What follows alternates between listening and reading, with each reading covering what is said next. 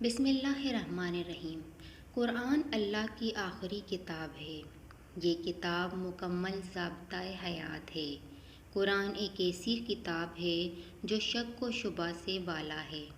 سورہ بقرہ کے آغاز میں اللہ تعالیٰ نے قرآن کو ہر قسم کے شک و شبہ سے پاک قرار دیا ہے۔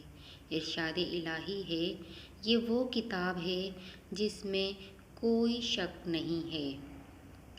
قرآن کو آخری الہامی کتاب ہونے کی فضیلت حاصل ہے۔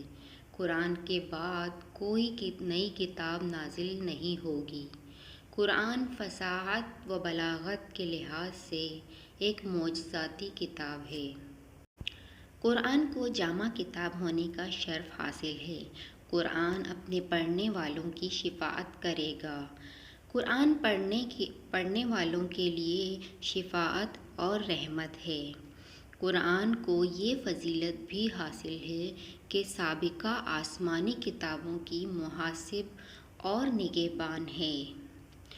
قرآن پڑھنے والا تمام شیطانی وسوسوں اور پریشانیوں سے بچا رہتا ہے اور اس کے گھر میں برکت رہتی ہے اور آخرت میں بھی ڈھال بن کر کھڑا رہتا ہے۔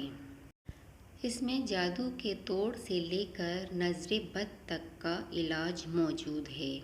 اس میں زندگی کے روزمرہ کئی بیماریوں کا علاج موجود ہے۔ اس میں رزق کی کمی کا بھی راستہ بتایا گیا ہے۔ اس میں سکون ہی سکون ہے۔ یہ دنیا و آخرت کو سنوارنے کا راستہ ہے۔ جزاک اللہ۔